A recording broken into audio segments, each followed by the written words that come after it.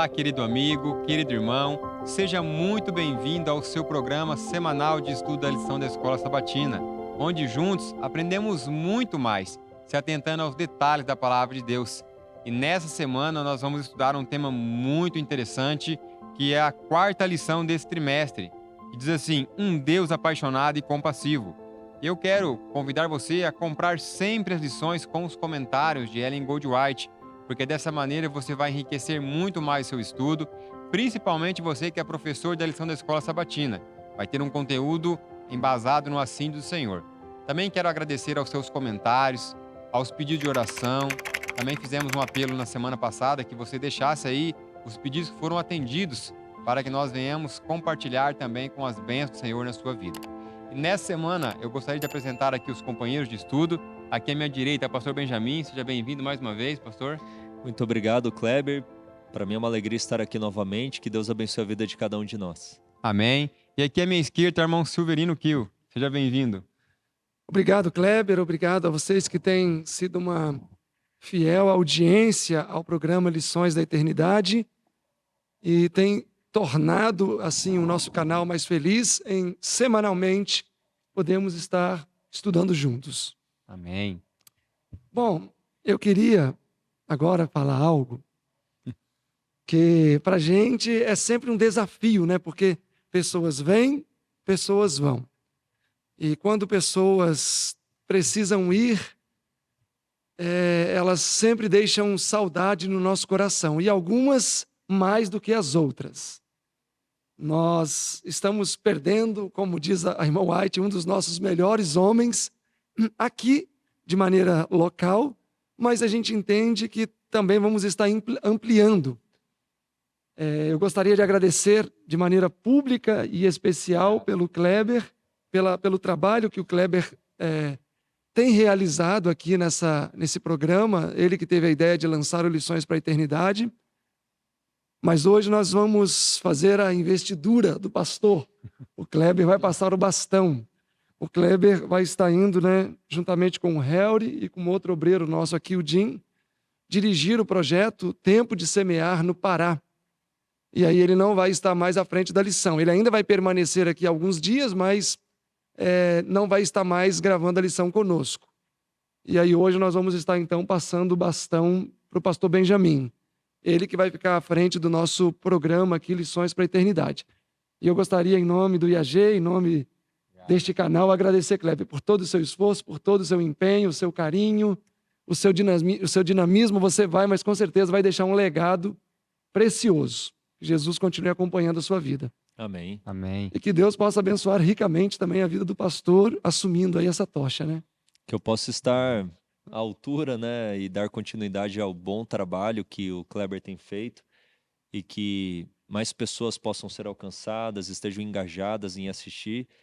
E o nosso amor pelo Kleber, amizade, não está indo embora no sentido de separado, está indo para uma missão, e que Deus o capacite, o abençoe e que lá você seja frutífero como foi aqui localmente no IAG também. Amém. Bom, eu queria agradecer em público aqui o Silverino, o IAG, por tudo que eles me forneceram. Eu aprendi muito aqui. Fazer parte dessa família foi muito importante para mim. E não é a primeira vez, né, que irmãos queridos se separam pelo avanço da obra. Houve na época dos apóstolos, houve também no início da nossa igreja, quando Ellen White mandou o Anderson para um lugar, o resto foi para outro lugar. Aqui nós tivemos também o pastor Benjamin para os Estados Unidos, enfim. E nós estamos aqui juntos, vamos continuar batalhando juntos. E aí depois o Matheus vai deixar também aí o link do nosso canal. Vamos começar um canal lá com conteúdos envolvidos em agricultura e vocês também podem estar ali deixando o seu comentário, seu like e vamos avançar juntos. Amém. Amém. Mas hoje o pastor vai permitir, eu ainda vou passar mais uma lição. Com certeza. Então vamos lá. Um Deus apaixonado e compassivo.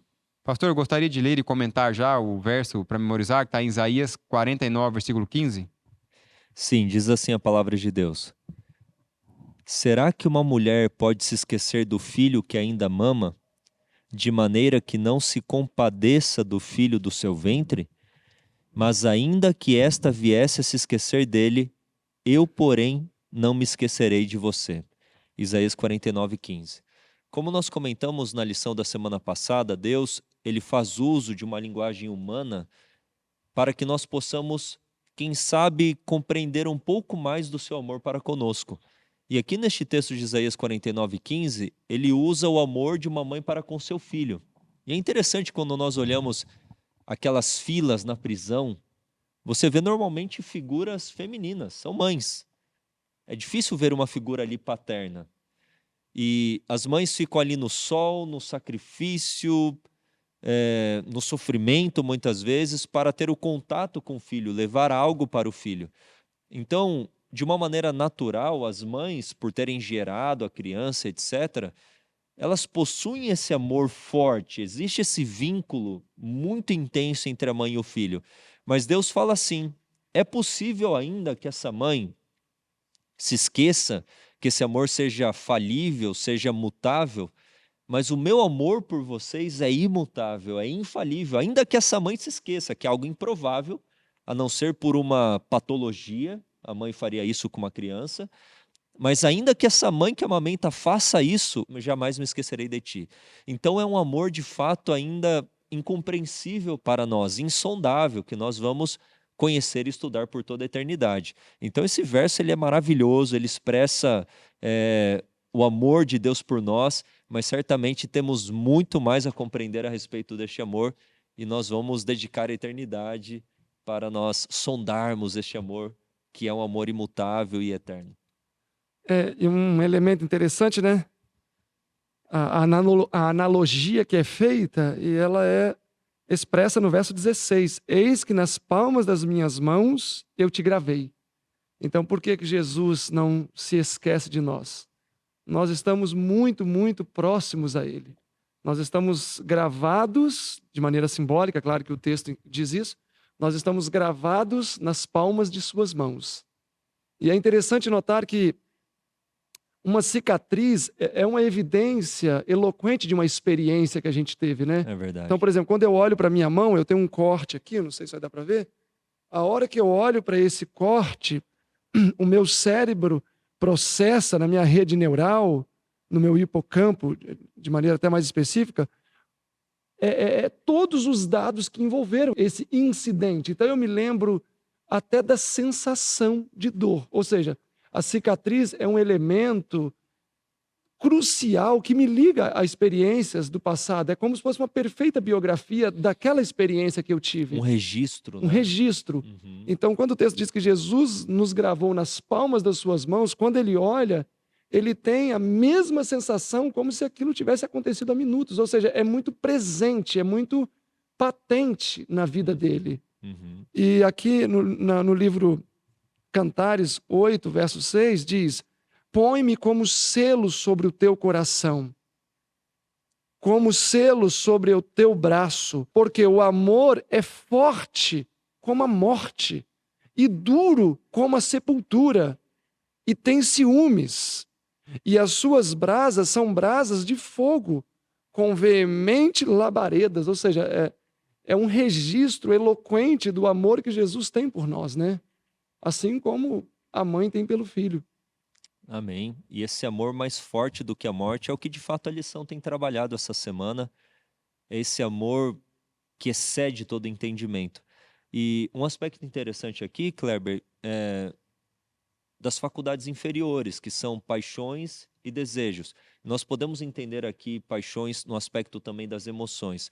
Nós temos a tendência, por termos um culto mais racional, um estudo bíblico mais racional, uma fé que deve também ter razão, não precisamos ter evidência para todas as coisas, mas a nossa fé, ela se baseia também em evidências, temos que dar razão da fé que temos, Pedro fala disso, mas nós não podemos rejeitar os aspectos emocionais. Nós somos seres emotivos, Deus nos criou com emoções, porém, elas devem ser conduzidas, todas as emoções, pelas faculdades superiores, juízo, intelecto e razão.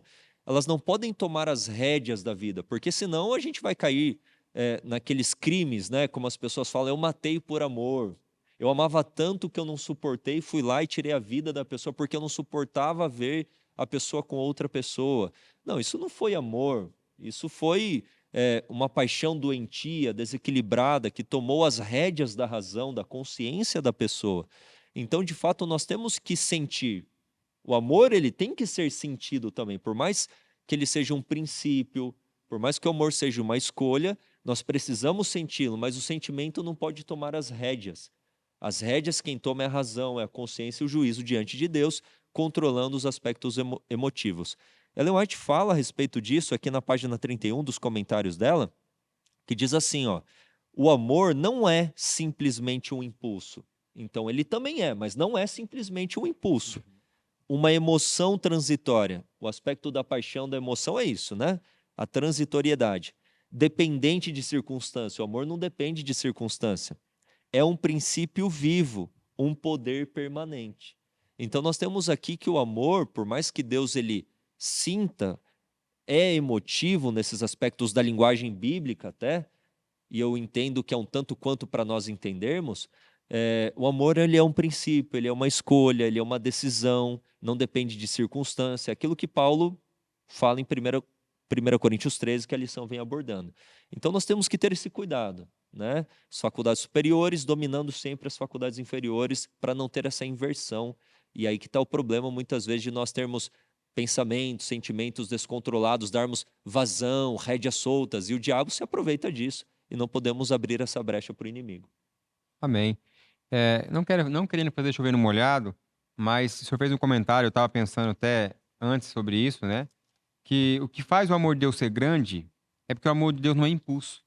Então, por exemplo, quando o homem caiu, o amor de Deus fez o quê? Racionalmente. Ou seja, antes dele cair, antes da fundação do mundo, né? Mas o homem caiu ali no conhecimento de Deus. Na sua onisciência, onipresença, onipotência, ele viu o que poderia acontecer, enfim. Então, foi racional o plano da redenção. Não foi tomado decisão de fazer um plano ali no impulso de um amor apaixonado. Por exemplo, uma mãe, quando ela vê o filho se afogando, por impulso, ela se joga. Ela busca salvar. É um amor? É um amor, mas também é voltado para o impulso.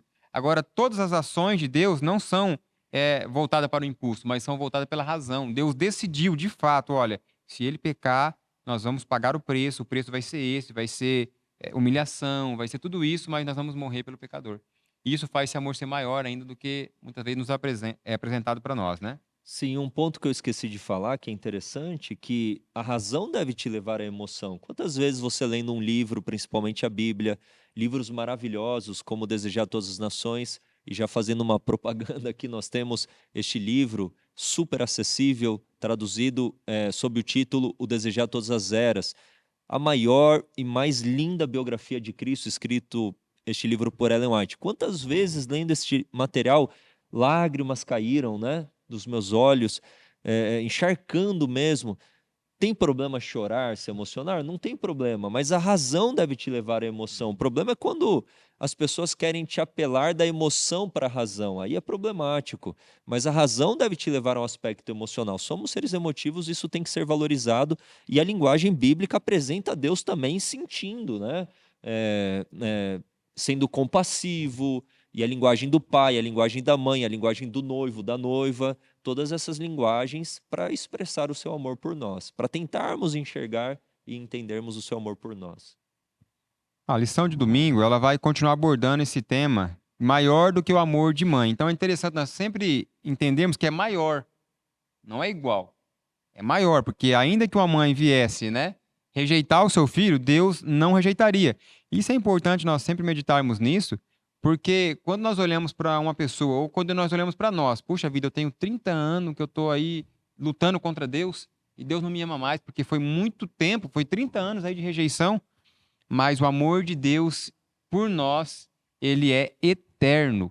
Ou seja, Deus não vai destruir o ser humano, Deus vai destruir o pecado que tem no ser humano. E isso vai levar aqueles que estão apegados ao pecado a serem destruídos juntos. Mas, enfim, abro para vocês aí comentarem. Um aspecto interessante, né, da lição, maior do que o amor de uma mãe, porque, na verdade, o título, né, maior do que o amor de uma mãe, ele em si não sustenta Isaías 49, 15. Porque o aspecto que Isaías 49, 15 salienta, porventura pode uma mulher esquecer-se do seu filho que cria, que compadeça dele, do filho do seu ventre. Mas ainda que ele se esquecesse, contudo eu não me esquecerei de ti. Então, na verdade, a essência do texto, né, embora poderia se aplicar também para a questão do amor, mas nós estamos trabalhando com uma questão de conexão e lembrança. Aham. Conexão e lembrança, não essencialmente o amor, essencialmente. Por quê? Porque tem muitas mães que não amam os filhos. E tem exemplos de mães que matam os filhos, tem exemplos de mãe que abandonam os filhos, tem exemplos de mães que são péssimas mães. Então, o aspecto elementar que o texto quer fazer a conexão aqui é que, por mais que uma mãe não ame o seu filho, ela não se esquece dele. Uhum. Porque saiu de dentro, ela carregou. É uma experiência de 9 meses. Então, não tem como ela esquecer. Agora, é claro que ainda que ela viesse a esquecer de um filho que ela carregou 9 vezes no ventre, isso só poderia acontecer se ela tivesse alguma complicação cognitiva, senão não vai esquecer. Patológica Alguma mesmo, coisa né? patológica. Mas Jesus, ele jamais esquece de nós. Amém, amém. É porque ele permanentemente, ele nos tem gravado em suas mãos. No caso da mãe, ela não vai ter permanentemente o filho consigo ou no seu ventre, né? Sim. E os textos que a lição de domingo traz, Salmo 103:13, Isaías 49:15, Jeremias 31:20, eu fiz aqui um resumo. É interessante nós entendermos que Deus é apresentado como o pai que se compadece de seus filhos, como uma mãe que ama seu filho, como um pai que não se esquece de seu filho. Está lá em Jeremias 31:20. Então, são linguagens. Deus é apresentado de fato numa linguagem paterna, numa linguagem materna. Esses dias eu assisti um vídeo de um pregador aí que tem feito sucesso, mas muito polêmico, apresentando o Deus Mãe. E aquilo causou um escândalo na internet. E de fato ele foi infeliz na expressão Deus Mãe, porque Deus é pai. Agora, a linguagem bíblica traz este conceito de Deus como uma mãe que amamenta o seu povo, no sentido de Deus sustentando o seu povo. Ele usa a linguagem de uma mãe que amamenta, de uma mãe que, ainda que ela se esquecesse, eu não vou me esquecer. A galinha protegendo os A filhotes. galinha protegendo, exatamente, os pintinhos, a águia protegendo também os seus filhotes. Então essa linguagem ela é bíblica para expressar, para nós tentarmos compreender este amor. Então, esse amor da mãe pelo filho é uma bela expressão do amor humano? Sim ou não? Mas Deus, a expressão dele de amor para conosco em Cristo, na sua vida de sacrifício, de abnegação, de humilhação, a sua morte na cruz totalmente, eu vou usar essa palavra, horrenda, né? Aquele quadro pintado não do Filho de Deus, mas do pecado. Eu acho interessante falar isso, que Cristo na cruz não é o quadro do Filho de Deus, aquele é o meu quadro.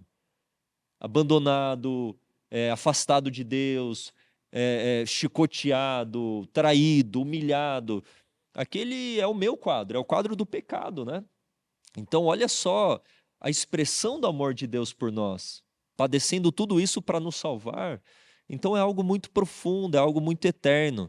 E Deus faz uso dessa linguagem para tentarmos compreender um pouco mais o seu amor por nós. E a palavra aqui que é traduzida muitas vezes nas Bíblias como compaixão, como também misericórdia, e muitas Bíblias como ACF, Almeida, Corrigida e Fiel, na King James, a palavra está lá entranhas. E eu sempre fiquei entranhas. É porque é um amor profundo, né? É algo assim que vem de Visceral, algo bem né? intrínseco, visceral, essa é a palavra mesmo. E este amor que Deus sente por nós é um amor visceral, nas entranhas, né? Aquele negócio profundo e igual um oceano profundo, assim. É esse amor que Deus, ele de fato tem para conosco. Muito bom, muito obrigado pelos comentários. Alguém de vocês querem comentar alguma coisa mais sobre esse tema?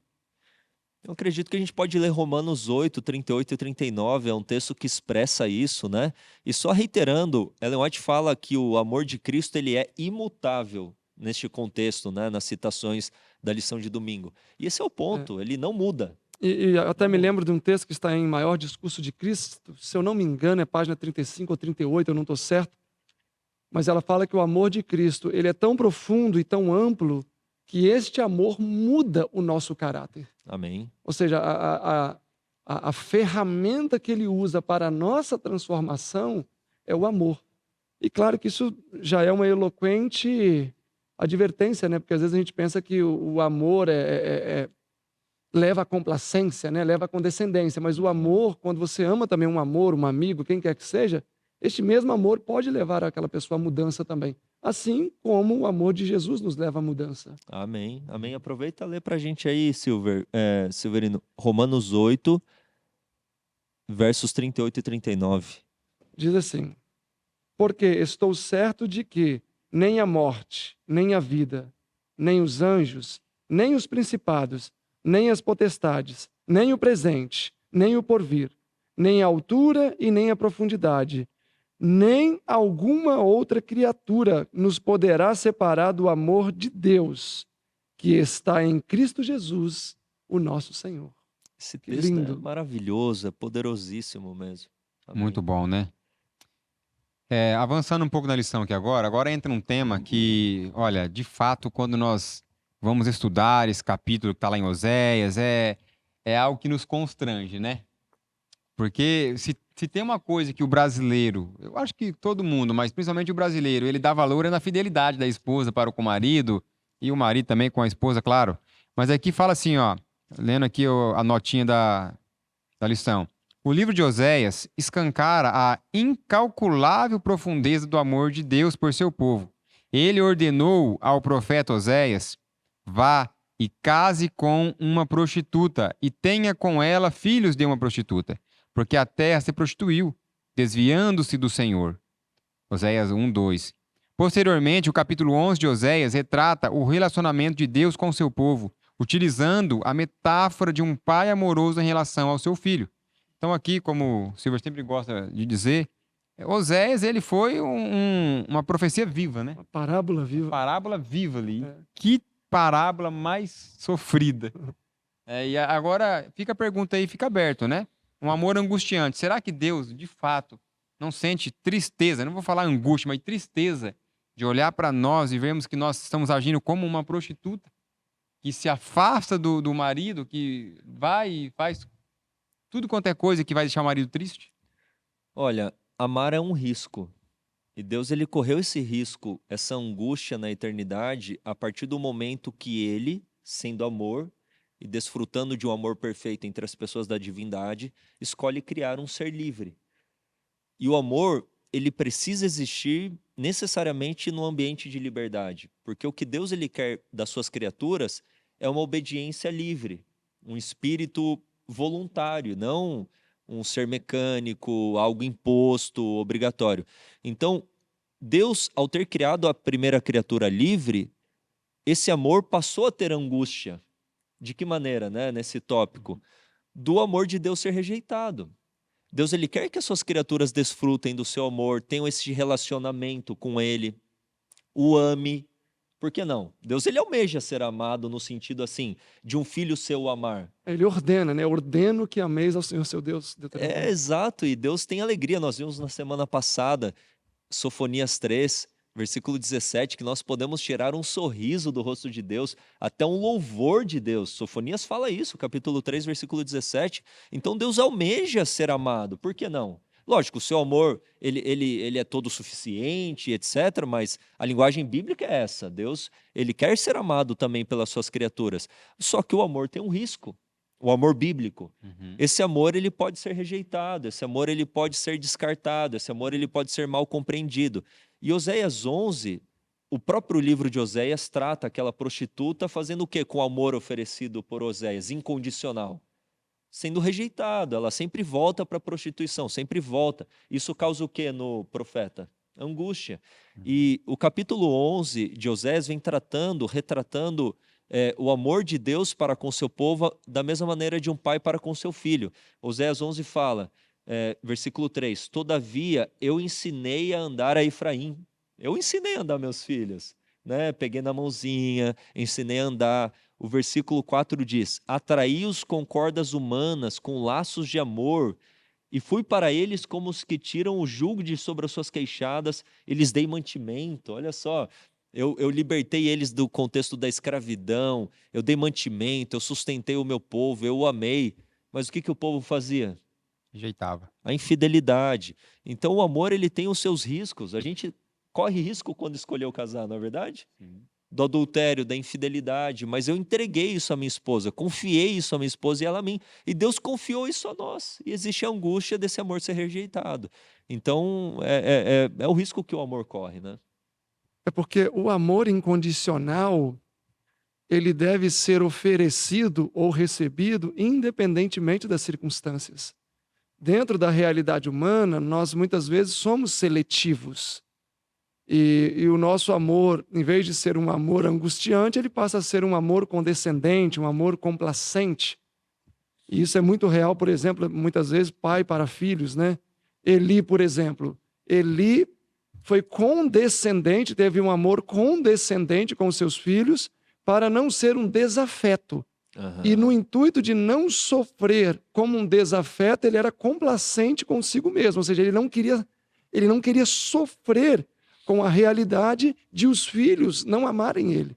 E aí ele foi condescendente. Então, amar incondicionalmente como Deus amou, o 125 do Primeiros Escritos, né, diz: pensais que foi sem dor que Deus deu seu dileto filho? Não, não, não. Não foi sem dor. Então, amar incondicionalmente realmente é um amor que nos leva a ter angústia no coração. Isso é uma verdade eloquente. Uau, isso é, E duro de muito aceitar, né? impactante mesmo. Mas, de fato, é o que acontece. Agora, interessante, né? A palavra do Senhor, ela fala o que para nós? Que nós temos que ter esse amor. Nós temos que pedir para Deus nos dar esse amor. Aí, quando nós recebemos esse amor, nós vemos um Paulo na prisão, não fugindo ali, quando foi liberto ali, né? O anjo veio ali e os libertou. E aí nós vemos um chefe ali dos carcereiros falando assim: eu quero ver que tipo de homem é esse. Porque olha como Paulo amou. Aí você vê um Estevão morrendo e ali tendo o mesmo amor de Cristo, né? Pai, perdoa-o, porque ele não sabe o que fazem. Agora a questão é, será que esse amor está nos alcançando desta maneira, a ponto de nós, de fato, amar aquele que nos persegue? De fato, amar aquele que pode acontecer aí no futuro, né? Venha tirar a vida dos nossos filhos. Porque nós sabemos que dias difíceis virão pela frente. Então esse Sim. amor, se nós não tivermos ele sendo dado de Cristo para nós, não vamos suportar. É verdade. E pensa, né, nós assim, de um aspecto fraternal, de um aspecto paternal, de um aspecto amoroso, amar nunca existe limite. Não existe erro em amar. Já pararam para pensar nisso? Não existe um limite do quanto eu tenho que amar o meu filho. E eu nunca vou me arrepender de amá-lo muito, muito mais ainda. A minha esposa, o Silverino, o Kleber. Não existe limite para o amor. O que é o problema, e aí o Silverino citou bem o caso de Eli, é esse amor exercido, só que sem o aspecto da justiça, do que é correto, esse aspecto da complacência, né? Então, por isso que a temática da lição é amor e justiça. A justiça traz o equilíbrio para o amor e o amor para a justiça. Existe esse equilíbrio entre essas duas coisas, mas Ellen White fala, entre pesar para a justiça e para a misericórdia, pese para o quê?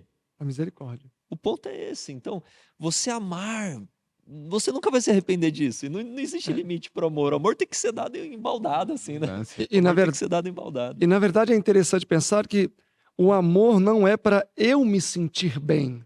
Mas porque quando eu amo, porque eu me sinto bem amando, é amor egoísta. O amor é para que o objeto apreciado sinta-se bem. Eu me lembro de um caso que eu sempre conto essa história, né? De uma mãe que casou com um americano, e aí vieram para o Brasil, se separaram e ele foi embora para os Estados Unidos. E esse menino, com 6 aninhos, começou a ter um problema degenerativo.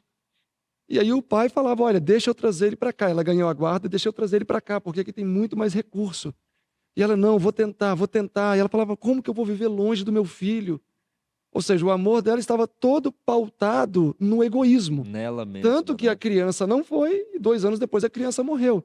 Diferentemente do amor abnegado de Ana, que falou, olha, Senhor, eu quero um filho para poder presentear a sua causa. E ela fez isso.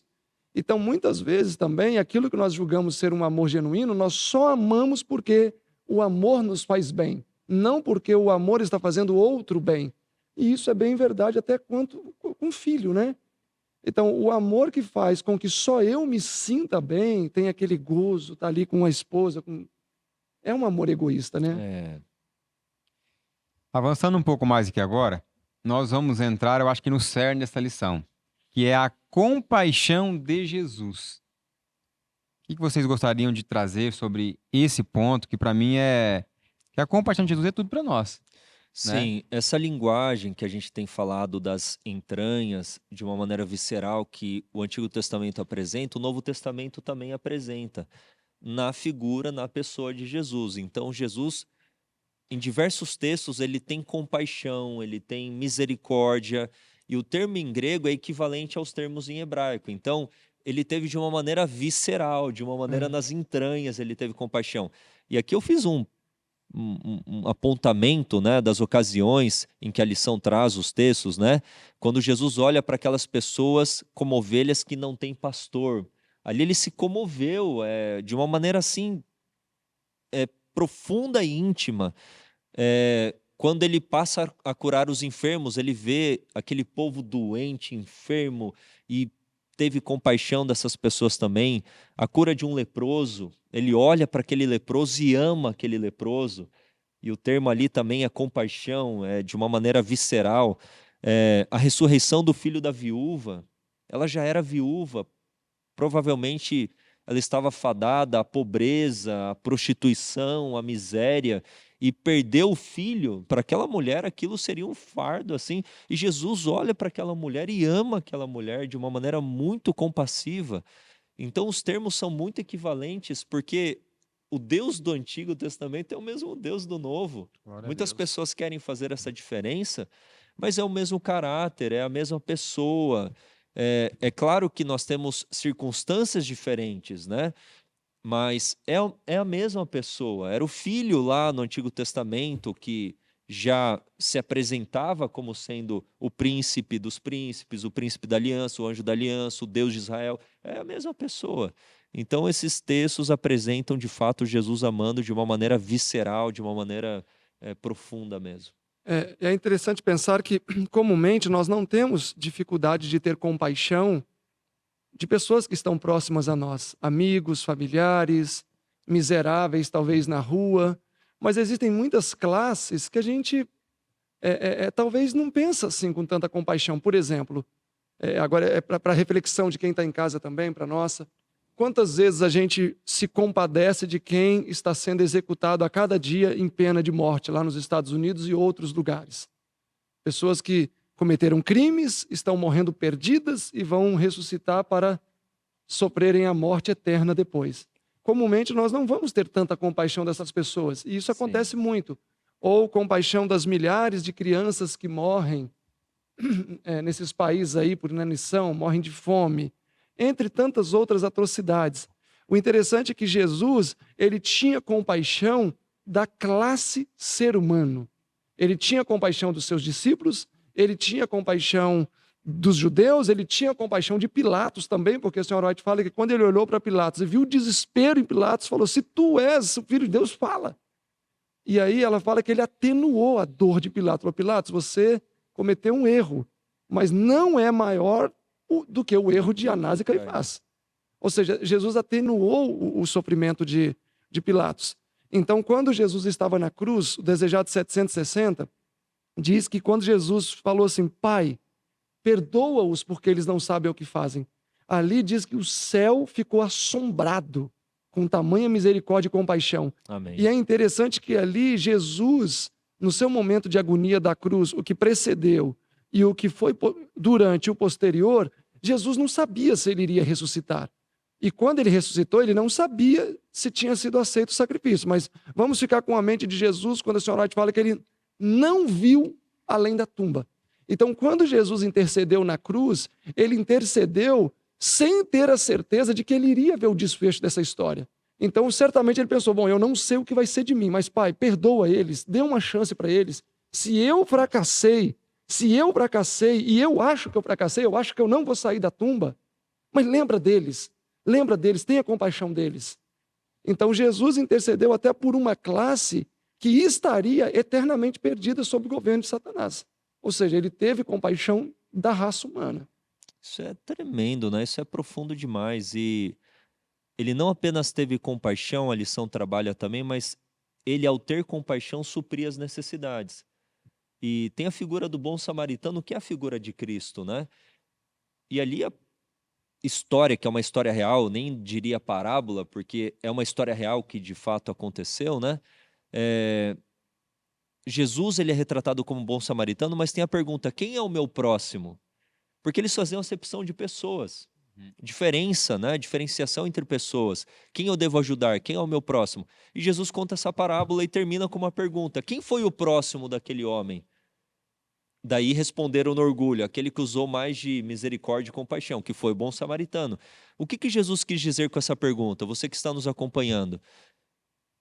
O bom samaritano foi o próximo, ou seja, você deve ser o próximo de todos. Você não deve fazer acepção de pessoas, eu não tenho que ficar olhando. Ah, esse é o meu próximo, esse eu preciso ajudar. Você é o próximo de todos ao seu redor. E aqueles que de fato usufruem do amor de Cristo suprirão as necessidades das pessoas ao redor. E a lição trabalha bem forte esse aspecto, e os comentários de Ellen White também, eu gostaria de ler 2. O primeiro diz assim, página 29, o mundo carece de obreiros que trabalhem como Cristo fazia pelos aflitos e os pecadores. Então, a gente olha para a necessidade das pessoas, temos que ter compaixão? Tem. Mas como que a compaixão é concretizada? Como que a compaixão é exercida? Quando você de fato supre a necessidade daquela pessoa. E diz aqui na página 32, na vida que se centraliza no eu, não pode haver crescimento nem frutificação. Se você aceita Cristo como Salvador pessoal, deve se esquecer de si mesmo e procurar auxiliar os outros. Fale do amor de Cristo, conte de sua bondade. Cumpra todo o dever que lhe é apresentado. Leve sobre o coração o peso da salvação das pessoas e tente salvar os perdidos por todos os meios possíveis. Recebendo o Espírito de Cristo, o Espírito do amor altruísta e do serviço ao próximo, você crescerá e produzirá fruto. As virtudes do Espírito amadurecerão em seu caráter, sua fé aumentará, suas convicções se aprofundarão, seu amor será mais perfeito. Cada vez mais você refletirá a semelhança de Cristo em tudo que é puro, nobre e amável. Então, de fato, nós temos que ter a compaixão de Cristo, mas nunca se esqueça que ela é materializada ao suprirmos as necessidades das pessoas ao nosso redor. Nenhum ser humano serviu tanto quanto Cristo serviu, e nenhum outro servirá assim como Cristo, mas somos seus discípulos e devemos fazer aquilo que está ao nosso alcance para diminuirmos, aliviarmos os fardos uns dos outros e do sofrimento da humanidade, principalmente levando esse amor para as pessoas para que elas possam desfrutar assim como temos desfrutado. Esse tema da paixão de Cristo aqui, eu acho interessante como aquela parábola daquele cidadão que devia muito e ele foi perdoado Do servo incompassivo. E ele foi perdoado, depois ele não perdoou. Então, a compaixão ele queria só para ele. E isso que aconteceu com o povo judeu também nos dias de Cristo. Eles queriam compaixão para eles. Não, nós queremos sair do jugo romano, nós queremos dominar, nós queremos ser livres, mas eles não queriam libertar as pessoas. Eles criaram vários mandamentos de homens ali que eram um caos para aquelas pessoas que estavam sobre a liderança deles. Então, a questão é, o amor de Deus, a compaixão de Deus para mim, para que serve? Será que é para transformar a minha vida para que eu possa transformar a vida das pessoas também ou não? Porque se não for assim, tem algo errado em nós. Nós estamos na igreja, por exemplo, eu nasci na fé adventista. Tenho 30 e tantos anos de fé adventista, mas será que eu estou usando na minha vida diária, todos os dias da minha vida, de compaixão para o próximo? E aí entra o que o Silvio falou, o próximo não pode ser somente minha esposa ou meus filhos, né? E aqui também entra um assunto tão amplo, porque tem muitos que têm... Eu passo a crer que o diabo faz, nós temos um distúrbio mental, que nós temos compaixão da pessoa que está morrendo de fome ali do lado da nossa casa, mas não temos compaixão do filho que todo dia está comigo na minha casa. Então eu penso assim, o amor de Deus, ele traz equilíbrio para nós, em todos os aspectos da vida. Todos os aspectos. Eu vou ter compaixão do amigo, vou ter compaixão até do inimigo, porque isso é algo que não é de mim, não é do meu coração egoísta, mas é dom de Deus. Eu recebi, isso me transformou e agora eu uso isso para transformar a vida das pessoas. Então isso é importante, né? Agora nós vamos entrar num ponto interessante, né? Porque quando nós falamos de ciúmes, nós olhamos para um aspecto ruim, né? Um homem que tem ciúmes da esposa, ele briga, ele age de uma maneira totalmente desgovernada, desorganizada. Mas aqui nós vamos falar sobre um Deus ciumento. Como que é esse ciúme de Deus? Pastor, Silvio, quem de vocês gostariam aí de comentar? Se nós fôssemos trazer para a realidade, né, do nosso dia a dia, O ciúme eu considero uma coisa muito injusta. Porque um homem, por exemplo, que tem ciúme da esposa, ele simplesmente está dizendo assim para ela: olha, você não é uma mulher confiável. Você não é uma mulher confiável. E se você fica com um homem sozinha, você vai adulterar. Então, por isso que eu preciso proteger. Então, o fundamento do ciúme humano, ele tem a sua raiz na desconfiança da pessoa. E isso é você atribuir o mal à pessoa. No caso de Deus, na verdade, o ciúme de Deus é zelo, né? Até como diz aqui o Deuteronômio, capítulo 4. Cadê? Capítulo 4, versículo 24. Porque o Senhor teu Deus é um fogo que consome. É um Deus zeloso. Então, o ciúme de Deus, na verdade, não é controle, como muitas vezes o nosso ciúme é controlar. Mas o ciúme de Deus é pautado no zelo, no cuidado, na proteção. Então, quando ele fala para não se envolver com falsos deuses, que é o contexto aqui de Deuteronômio 4, para não se envolver com falsos deuses, não é controle, não é tolir, é proteger. Exato. E muitas vezes o ciúme humano vai num viés totalmente diferente, né? E assim, Silverino, o ciúme, ele é baseado na desconfiança, mas muitas vezes também ele é motivado por eu fazer uma projeção daquilo que eu sou. Pensa comigo. Se eu sou um marido que alimenta em meus pensamentos, pensamentos de adultério, de promiscuidade, eu flerto de uma maneira escondida com outras mulheres, eu vou projetar quem eu sou na minha esposa. Calma aí, se eu faço isso, ela faz também. E normalmente, não é uma regra, homens ou mulheres que são de uma maneira doentia, ciumentos, é porque são pessoas promíscuas. De uma maneira até individual, secreta, mas elas projetam quem elas são em relação A ao semente outro. está ali, né? A semente está ali. Então, a semente da desconfiança, muitas vezes, é fruto, né? É o fruto da promiscuidade. E você disse, né? Esse ciúme, ele é injusto, humanamente falando, mas da parte de Deus, ele é justo. E tem um tanto quanto de justiça também do ciúme e do zelo que eu tenho para com a minha esposa. Eu fiz um voto de fidelidade. É justo que ela seja fiel a mim, como é justo que eu seja fiel a ela. Então Deus, ele quer ter um relacionamento exclusivo conosco. Esse é o ponto. Ele nos ama, ele deu o céu para nós na pessoa de Cristo.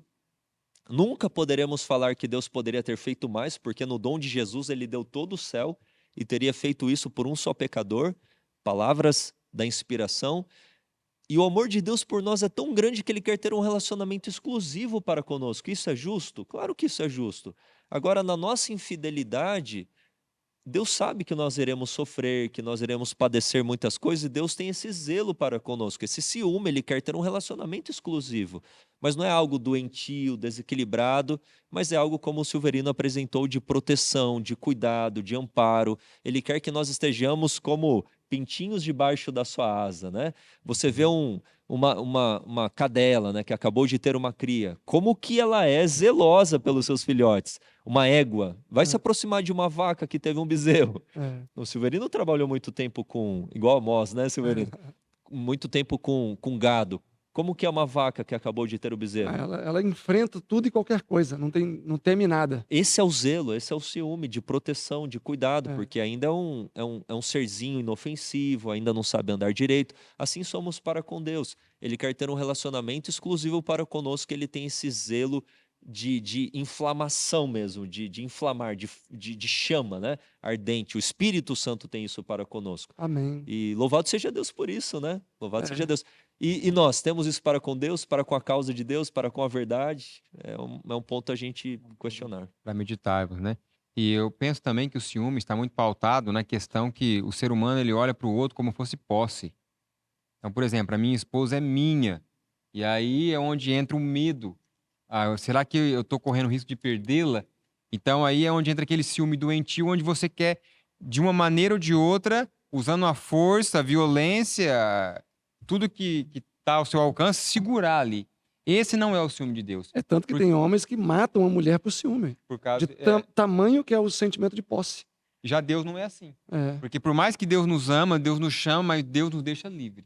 Bom, se você quer me seguir, você vai me amar com o livre-arbítrio que eu te dei. Não vai ser robozinho, nunca vai ser robozinho. Mesmo que nós estivermos no céu, depois da eternidade, nós vamos continuar livres para amar o Senhor.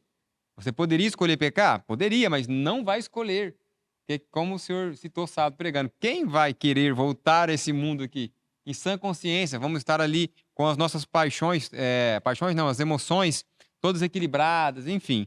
Então, toda vez que uma pessoa tem muito ciúme é porque ela tem essa visão de posse. Não, eu vou perder, então precisamos entender que na realidade não é nossa. Aí entra muita coisa, né? O ciúme também tem, que nem é o foco da ciúme, né? Mas tem a insegurança, tem a projeção daquilo que eu sou, tem as frustrações e perdas do passado, Exato, tem uma série de desequilíbrios, exatamente, que faz com que aquilo seja somatizado numa relação. Que Deus não é nenhum desses desequilíbrios. Então, a Exatamente. única maneira de Deus ser ciumento é na questão de zelo, de cuidado, né? Sim. Esse é o ponto. Bom, avançando um pouco mais para a lição aqui, chegando no final dela, nós vamos agora falar sobre um Deus que é compassivo e apaixonado. O texto aqui vem falando principalmente de 1 Coríntios 13, que é um dos textos mais lindos, né, da Bíblia a respeito do amor. E vale a pena lermos 1 Coríntios 13, 4 a 8. Alguém lê para nós? 1 Coríntios 13. Pode ler, Kleber, que hoje nós Sim. falamos mais do que você. 1 Coríntios 13, 4 a 8. Então, quando a gente fala aqui, primeiramente, de Deus ser compassivo, que ele é tocado pelos nossos sentimentos. Tem até um livro com esse título, né, do pastor Jan Zurcher, que vem falando da natureza humana de Cristo, mas de fato o Cristo foi tocado pelos nossos sentimentos. Ele se compadece de nós porque ele foi tentado em todas as coisas. Ele foi coparticipante das fraquezas da humanidade degenerada. Então, ele padeceu coisas semelhantes a nós. Ele pode se compadecer de nós. Hebreus fala isso, né? Hebreus capítulo 4. Nós não temos um sumo sacerdote que não possa se compadecer. Pelo contrário, ele conhece a nossa natureza. Então, aí que vem a compassividade de Deus. Ele, na pessoa de Cristo, sabe o que é ser humano. E isso é tremendo. A divindade sabia porque era criador, mas sabe agora por experiência, porque uma das pessoas divinas, o Filho, é um ser humano, é homem. Uhum. Então, ele se compadece das nossas lutas, das nossas provações, do nosso sofrimento, ele chora. Tem um texto maravilhoso de Ellen White, agora eu não me recordo, mas está nesse contexto da lição, que ela fala assim, não existe nenhuma lágrima que caia dos nossos olhos que Deus não observe, Amém. que Ele não possa amparar, nenhum sofrimento humano que não chega ao coração de Deus. Então, a compassividade de Deus, ela é tremenda, e a gente tem que falar disso. E também agora falando do amor de Deus, 1 Coríntios 13. Diz assim, ó. A minha Bíblia fala caridade, né? Que é o amor também. A caridade é sofredora e é benigna. A caridade não é invejosa. A caridade não se vangloria, não se envaidece, não se comporta indecentemente, não busca os seus interesses, não se irrita facilmente, não pensa mal, não se regozija com a iniquidade, mas regozija com a verdade. Sofre todas as coisas, crê em todas as coisas, espera em todas as coisas, suporta todas as coisas. A caridade nunca falha, mas havendo profecias, elas falharão. Havendo línguas, cessarão. Havendo conhecimento, desaparecerá. Amém. Eu gosto da ideia de substituir aqui a palavra amor ou caridade pelo nome Jesus. Eu só vou fazer isso inicialmente, depois você, professor, irmão que está aí passando a lição, estudando conosco, faça esse exercício com a sua unidade, também particularmente, que diz, o amor é sofredor. Olha só, Jesus é sofredor, é benigno. Jesus não é invejoso. Jesus não trata com leviandade, não se ensoberbece, não se porta com indecência, não busca os seus interesses, não se irrita, não suspeita mal. E aí continua, tudo sofre, tudo crê. Porque de fato Deus é amor, a pessoa de Jesus é a expressa imagem de Deus. Então, a revelação do amor de Deus por nós é através da pessoa de Jesus. Se nós usufruímos este amor, como que nós agora também podemos revelar este amor para com as pessoas ao nosso redor? A pergunta que surge eu quero conversar um pouquinho, como que eu posso amar como Jesus amou? É um desafio para nós, como cristãos, imitarmos o modelo, né? Como? É impossível? É possível? De que maneira, né, podemos fazer isso? Até por isso que talvez a senhora White fala que nós deveríamos ler esse capítulo 1 Coríntios 3, todos os dias. Tem um texto que ela fala que todos os dias deveríamos fazer a leitura, né? E aprender desse amor, né? Exatamente. E o amor, ele é o fundamento de tudo, né? É o vínculo da perfeição, é o amor. É o Atos dos Apóstolos 319, diz que uma pessoa pode até dar a sua vida como mártir, mas se ele não for impulsionado pelo verdadeiro amor, Deus vai considerá-lo um homicida precipitado, também, entusiasta, algo assim. Então é uma coisa muito forte, né? Uau. O amor verdadeiro em E nós. o amor, sendo divino, ele tem que vir de fora para dentro, ele é algo sobrenatural, não é natural. Natural é sermos egoístas, vingativos, e a gente falou que o contrário do amor não é o ódio, é o egoísmo. Então, nosso natural é sermos egoístas, é sermos vingativos, é sermos Dá até para fazer irados, o etc. contrário, né? O amor é sofredor, mas sem o amor não sofremos, não somos benignos, somos invejosos, tratamos com leviandade, Somos irritados, né? Nos orgulhamos. nos orgulhamos. E isso é natural. Agora, como que eu posso, de uma maneira sobrenatural, amar como Deus ama? Somente mediante um novo nascimento. E o teste da filiação, lá, Mateus 5, que diz que sede perfeitos como é perfeito o vosso Pai Celestial, perfeição ali naquele contexto está no sentido de amar como Deus ama, para que vocês revelem que vocês são filhos do Pai Celestial. Amar aqueles que são os seus inimigos e orar por aqueles que perseguem. Isso é natural? Não, é sobrenatural. E é interessante que o primeiro fruto do Espírito Santo é o amor. Alguns até falam, não, esses 2 pontos deveriam estar depois do amor. O fruto do Espírito é amor, 2 pontos, benignidade. É como se tudo viesse e saísse do amor. A benignidade, a alegria, a fidelidade e assim por diante. Então, só mediante um ato de transformação espiritual, o Espírito Santo habitando em mim, um novo nascimento, nós podemos amar como Deus ama. Amém. Eu queria ler um texto aqui que eu acho bem interessante, que a lição até recomenda, que está lá em 1 Tessalonicenses 3, versículo 12 em diante. Diz assim: E o Senhor vos aumente e faça crescer e abundar em amor uns para com os outros e para com todos os homens, como também nós o fazemos para convosco.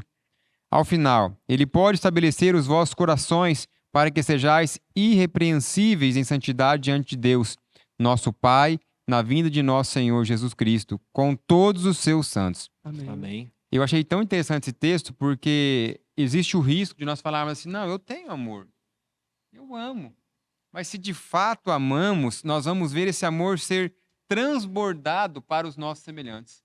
Para o amigo, para o irmão, para o inimigo, para aquele que é talentoso, para aquele que não tem talento nenhum, enfim, para todas as pessoas. Porque Cristo, como já foi dito aqui por pastor, pelo Silvio, não sei, Cristo amou a todos. Ele amou Anás, Caifás, amou Pilatos, amou todos aqueles homens. Amou os que amava ele e amou também os que cuspia no rosto dele. Sim. Então, esse amor é um desafio ter. E eu gosto também do texto de Lucas, eu não lembro agora onde está. Aquele texto de Lucas, para mim, é o que revela a religião. Que é aquele que fala assim, que nós temos que bem dizer o que nos maldiz. Amar o que nos persegue. Então, isso aí é o quê? É todo aquele que faz alguma coisa de mal para mim, eu retribuo com amor. E aí Paulo fala, né? Quanto mais você me odiar, mais eu vou te amar.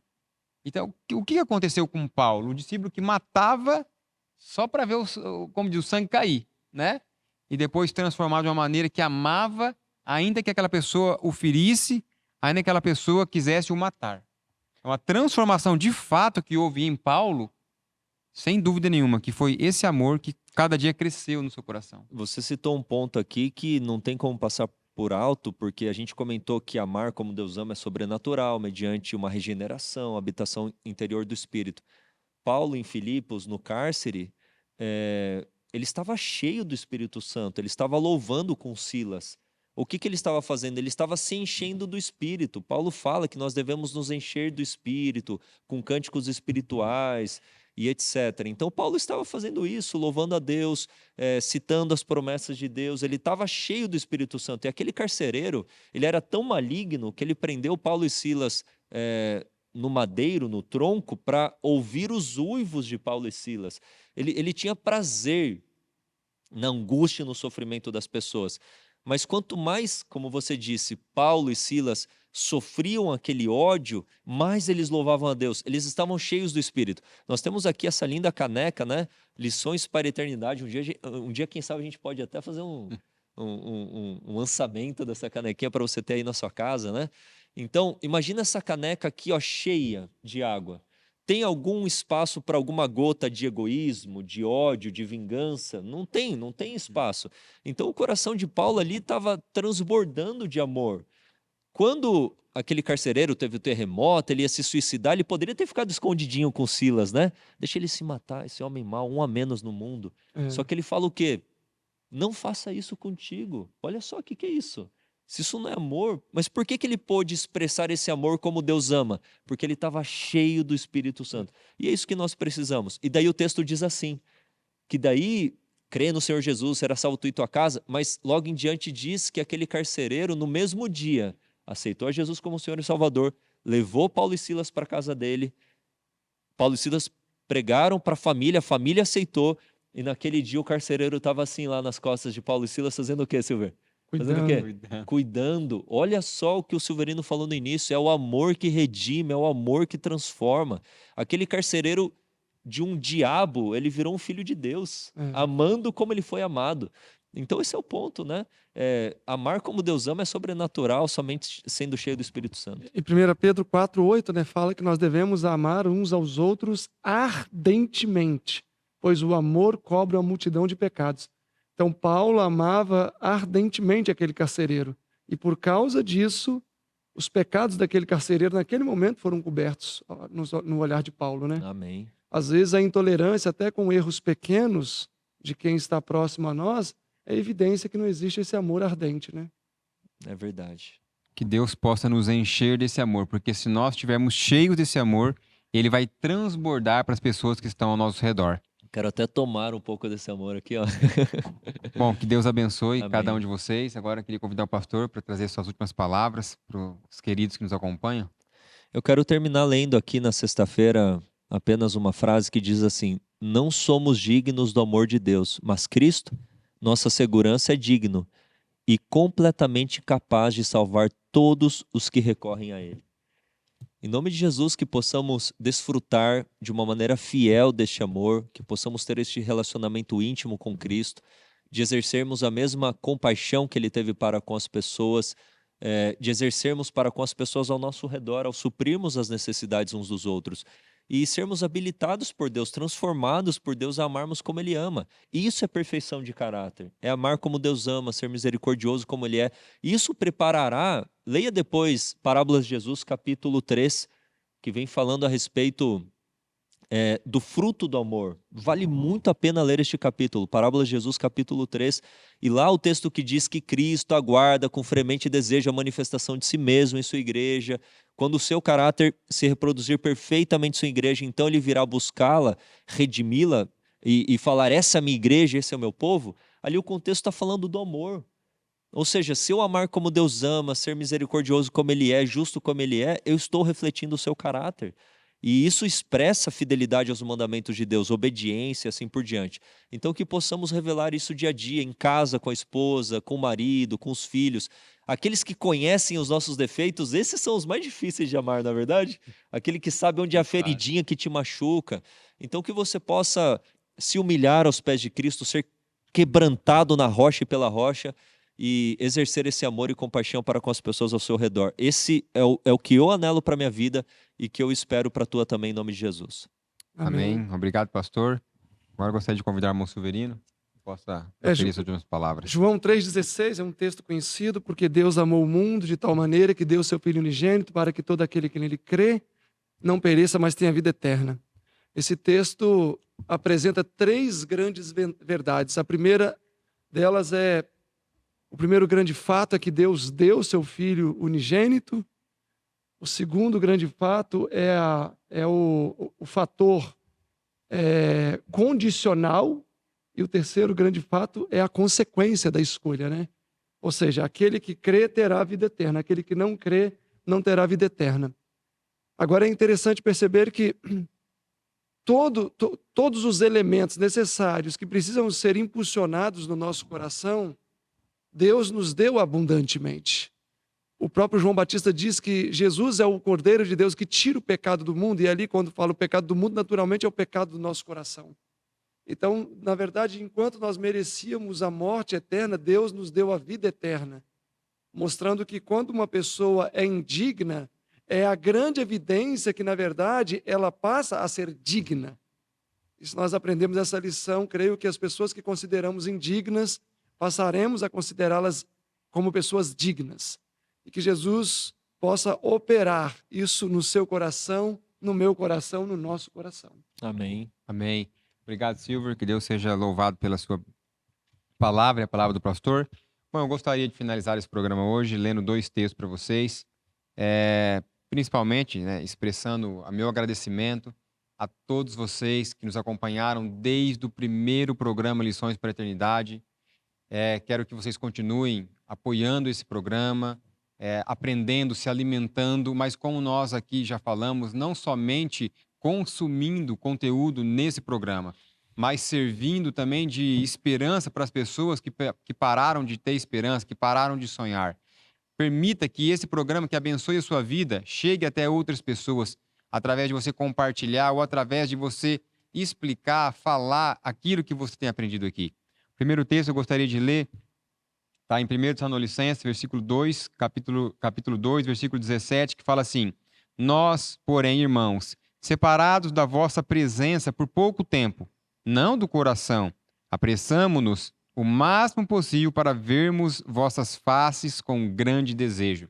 Então, quero dizer para vocês que por um período de tempo, não sei até quando nos veremos face a face, ou vocês vão estar nos acompanhando no nosso canal também, vendo ali material e conteúdo.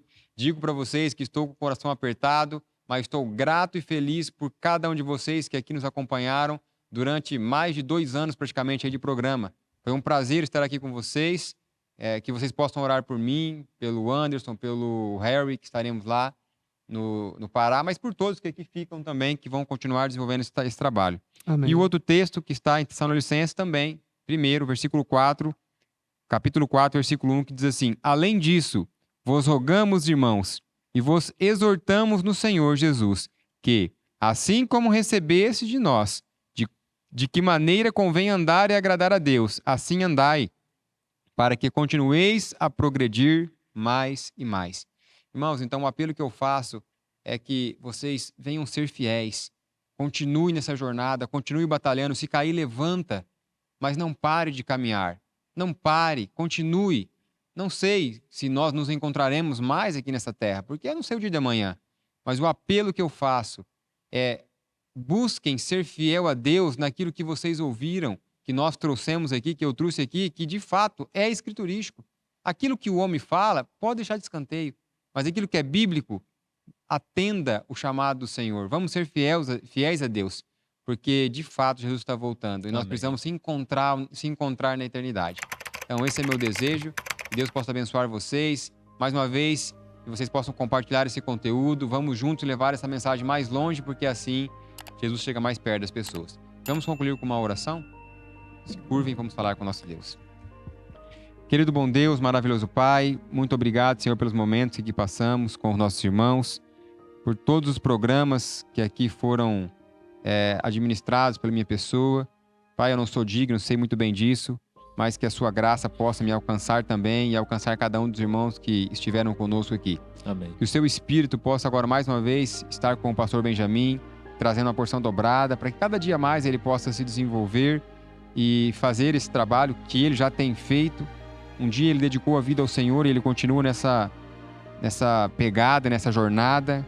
O Silverino também, que tem tanto trabalho, mas eu sei que o Senhor tem conduzido cada passo que ele tem dado. Também que o Senhor possa ser comigo e com meus familiares, meus amigos, irmãos que estaremos ali no tempo de semear no Pará.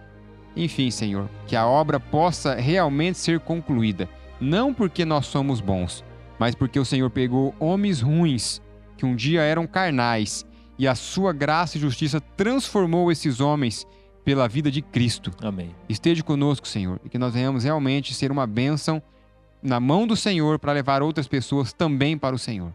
Obrigado por tudo, fique conosco, em nome de Jesus. Amém. Amém, Senhor. Graças a Deus. Amém. Que a graça, a paz e o poder do Espírito Santo esteja com vocês. Finaliza aqui o programa Lições para a Eternidade.